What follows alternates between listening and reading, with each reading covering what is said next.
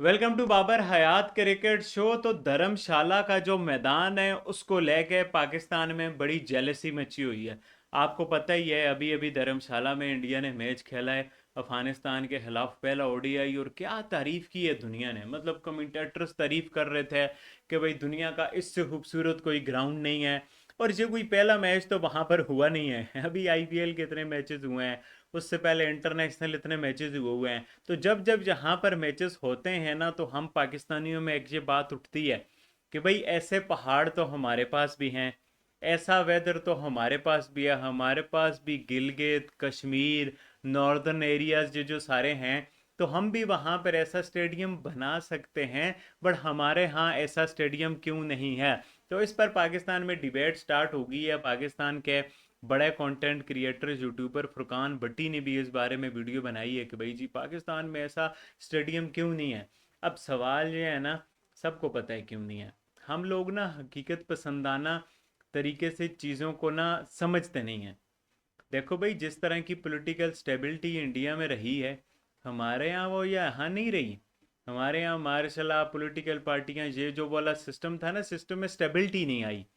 तो जब आपके सिस्टम में स्टेबिलिटी आती है तो आप तरक्की करते हो ना। जब एक आता है दूसरा जाता है, दूसरा आता है एक आता है, फिर आप कैसे तरक्की करोगे?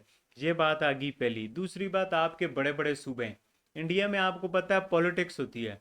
हर एक सूबा अपनी पॉलिटिक्स करता है, मुझे इंटरनेशनल मैचेस चाहिए।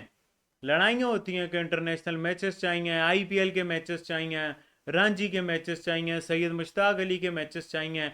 और वो अपनी स्टेट का फिर एक ग्राउंड बनाते भी हैं। इसी वजह से इंडिया में हम देखते हैं कोई 50-60 इंटरनेशनल क्रिकेट स्टेडियम है। तो वो हर एक स्टेट का। अब जहाँ पर पंजाब वालों के पास क्या है, एक लाहौर का है, बीच में मुल्तान वाला था। मुल्तान में 5 स्टार होटल नहीं है।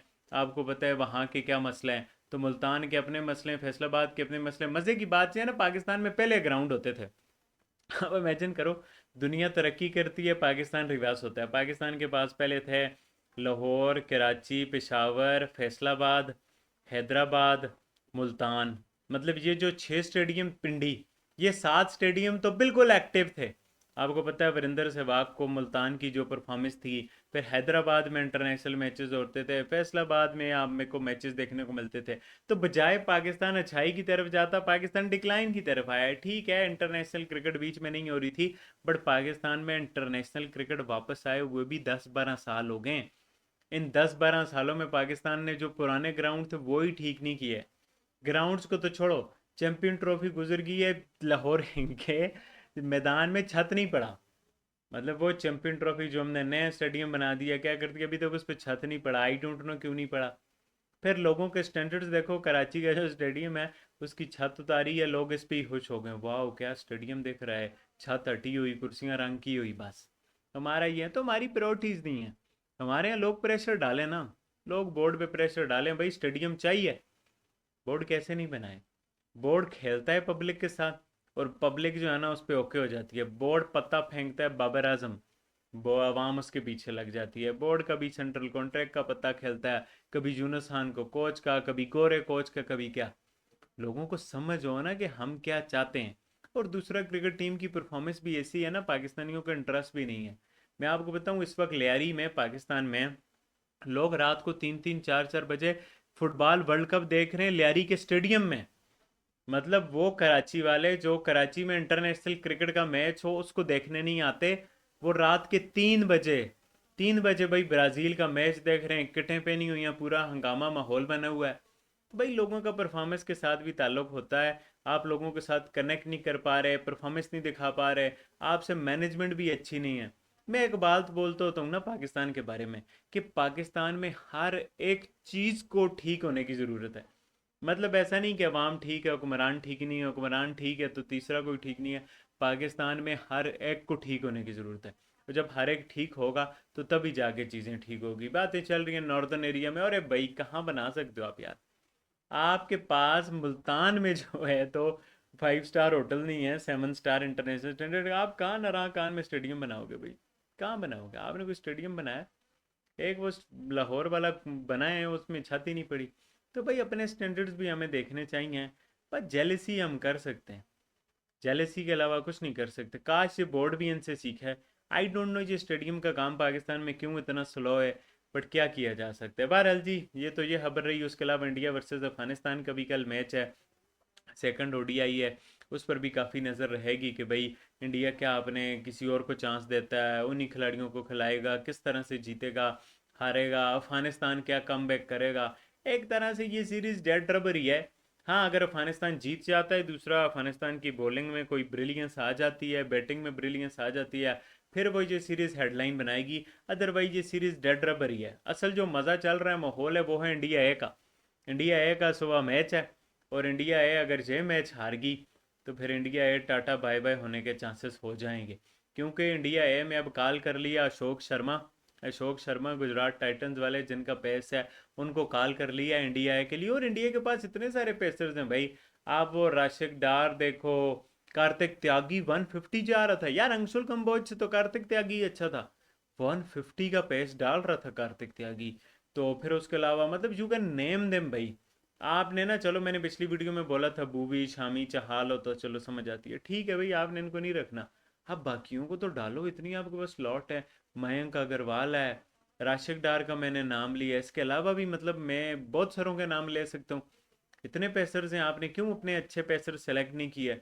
ये बहुत इंटरेस्टिंग चीज़ है। तो असल गेम यहाँ पर है कि भाई इंडिया है अफगानिस्तान के खिलाफ, जो कि पिछला मैच हारी हुई है, और अफगानिस्तान ने बड़ा इंप्रेस किया था। और इंडिया है कि ना इस पूरी सीरीज में बहुत ही टेरेबल परफॉर्मेंस है। मैं देख रहा हूँ लोग अजीत अगरकर को सुनाना शुरू हो गए।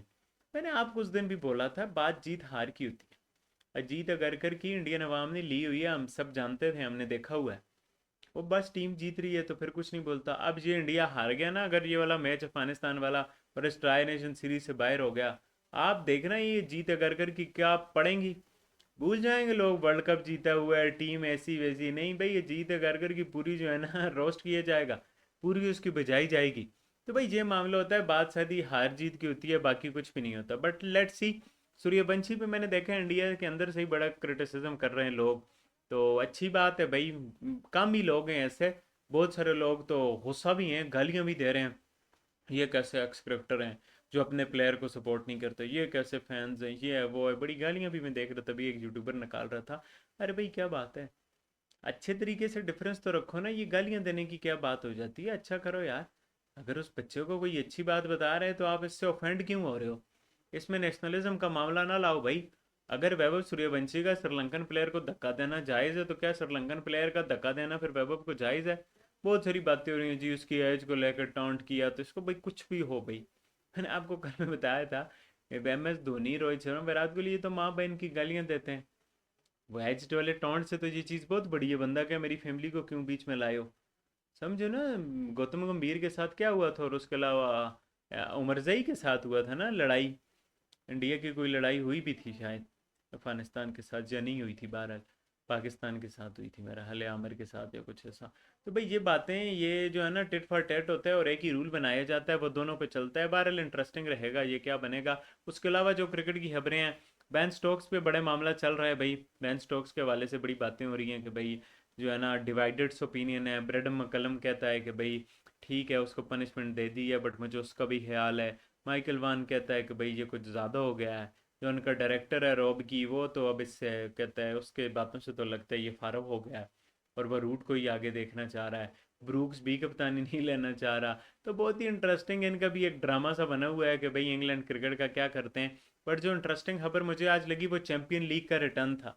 आज खबरें चली सोशल मीडिया पे कि भाई चैंपियन लीग रिटर्न हो रही है, और बड़ा इंटरेस्टिंग है अगर चैंपियन लीग रिटर्न हो जाती है। बट मुझे लगता है ये खबरें आती रहती हैं हर थोड़े अरसे बाद, इसमें कुछ हकीकत नहीं है। बात तो की जा रही है कि भाई अक्टूबर वाली विंडो खाली है, बट बात से है ना बीच में सीरीज आ जाएंगी।